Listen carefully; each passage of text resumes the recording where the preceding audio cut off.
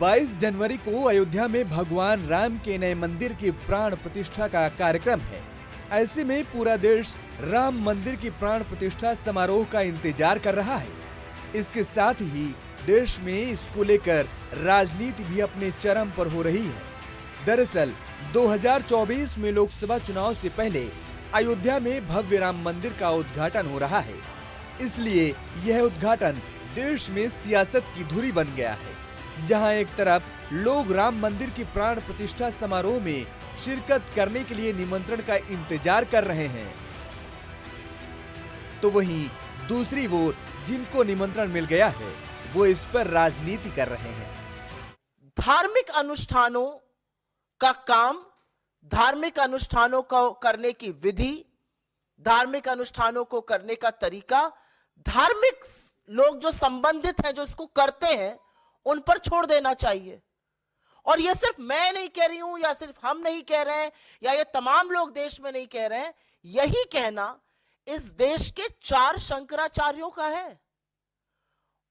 बहुत लोग जो आक्रोश हैं, जो आहत हैं, जो लगातार शोज कर रहे हैं, आपका कहां था यह आक्रोश? आप क्यों नहीं आहत हुए जब हिंदू धर्म के सर्वोच्च 4 ज्ञानी जिनको बोला जाता है, जो 4 शंकराचार्य हैं, जब उन्होंने निर्णय लिया कि वो अयोध्या नहीं जाएंगे? यह आक्रोश क्यों नहीं आया? ये आहत क्यों नहीं हुए? वो धर्मभीरू कहां थे? ये मैं जानना चाहती हूं।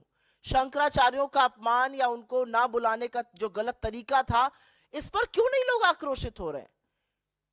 क्योंकि बहुत सारे लोग जो नए नए धर्मभीरू बने हैं, वो इस बात को नहीं मानते और ये शायद नहीं जानते हैं कि शंकराचार्यों का हिंदू धर्म में क्या महत्व है।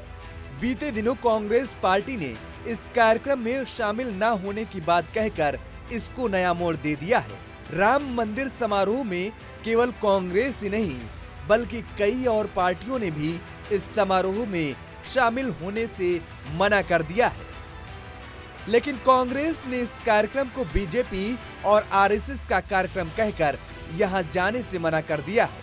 इसके बाद पूरे देश में राम मंदिर की प्राण प्रतिष्ठा समारोह को लेकर एक अलग बहस छिड़ गई है। कांग्रेस के इस फैसले के बाद जहां एक तरफ कई कांग्रेसी भी इससे खुश नजर नहीं आ रहे हैं, तो वहीं दूसरी तरफ बीजेपी ने इस पर हमलावर रुख अपना लिया है। परंतु मैं एक और बात स्पष्ट करना चाहता हूं, यह नेहरू की कांग्रेस है, यह गांधी की कांग्रेस नहीं है। क्योंकि महात्मा गांधी का तो राजनीतिक दर्शन था राम राज्य। महात्मा गांधी का नित्य का भजन था रघुपति राघव राजा राम। महात्मा गांधी की समाधि पे लिखा हुआ है हे राम।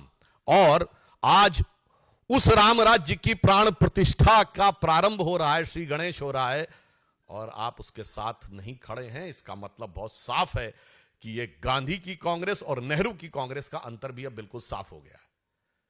और आज इस अवसर को जो इन्होंने अपने हाथ से गंवाया है, यह कांग्रेस के अंदर का भारतीय संस्कृति, हिंदू धर्म और हिंदुत्व के प्रति जो विरोध है उसको दर्शाता है।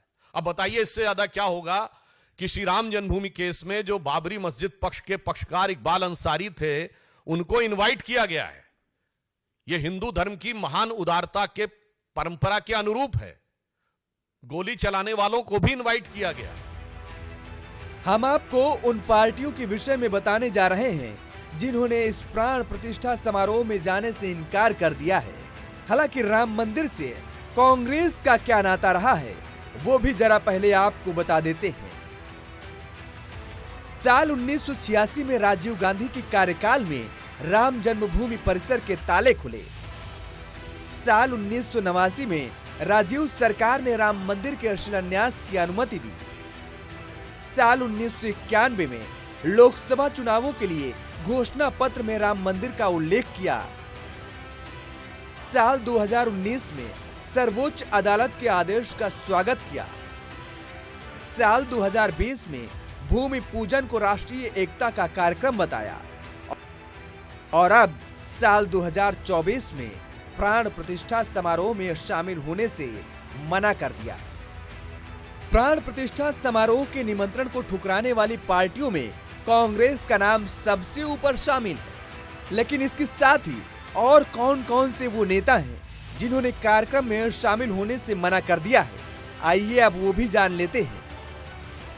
कांग्रेस के नेता जयराम रमेश ने एक बयान में कहा कि यह कार्यक्रम बीजेपी और संघ का है। यहां आधे अधूरे मंदिर का उद्घाटन किया जा रहा है, इसलिए कांग्रेस शामिल नहीं होगी। सपा मुखिया अखिलेश यादव ने न्योते को अस्वीकार करने के संकेत दिए हैं। इससे पहले सीपीआईएम के महासचिव सीताराम येचुरी ने अयोध्या में राम मंदिर के उद्घाटन में शामिल होने का निमंत्रण ठुकरा दिया था। तृणमूल कांग्रेस के अध्यक्ष और पश्चिम बंगाल की मुख्यमंत्री ममता बनर्जी भी कार्यक्रम में शिरकत नहीं करेंगी। उद्धव ठाकरे के नेतृत्व वाली शिवसेना भी समारोह में शिरकत नहीं करेगी। पार्टी के नेता और सांसद संजय राउत ने कहा, यह बीजेपी का वर्चस्व वाला कार्यक्रम है। अब आपको बताते हैं कि कौन कौन नेता इस कार्यक्रम में शामिल होने जा रहे हैं। प्रधानमंत्री नरेंद्र मोदी और उत्तर प्रदेश के मुख्यमंत्री योगी आदित्यनाथ इस कार्यक्रम में शामिल होंगे। जब 22 जनवरी को रामलला अपने गर्भगृह में विराजमान होंगे, तब इस मौके पर आयोजित समारोह में अयोध्या में राम मंदिर के लिए आंदोलन में सबसे आगे रहने वाले बीजेपी के वरिष्ठ नेता लाल कृष्ण आडवाणी भी शामिल होंगे और डॉक्टर मुरली मनोहर जोशी भी मौजूद रहेंगे। महाराष्ट्र के मुख्यमंत्री एकनाथ शिंदे को भी न्योता मिला है और वह भी समारोह का हिस्सा होंगे। हिमाचल में कांग्रेस सरकार के मंत्री विक्रमादित्य सिंह 22 जनवरी को अयोध्या में प्राण प्रतिष्ठा समारोह में शामिल होंगे। विक्रमादित्य ने कहा, यह कोई राजनीतिक मुद्दा नहीं है। देव समाज में विश्वास रखने वाले एक हिंदू के रूप में यह उनकी जिम्मेदारी है कि वह इस अवसर पर उपस्थित रहे। दरअसल श्री राम जन्मभूमि तीर्थ क्षेत्र ट्रस्ट, विश्व हिंदू परिषद और राष्ट्रीय स्वयंसेवक संघ के पदाधिकारियों ने बेहद सधे अंदाज में अतिथियों की लिस्ट तैयार की है। मेहमानों की सूची में करीब 150 समुदायों से जुड़े लोगों को शामिल किया गया है। इन सभी के पास अब न्योते मिलने की पुष्टि भी होने लगी है। लेकिन इसी बीच अब सियासी दलों को मिले निमंत्रण को लेकर, उनकी उपस्थिति को लेकर सियासत भी अपने चरम पर हो रही है।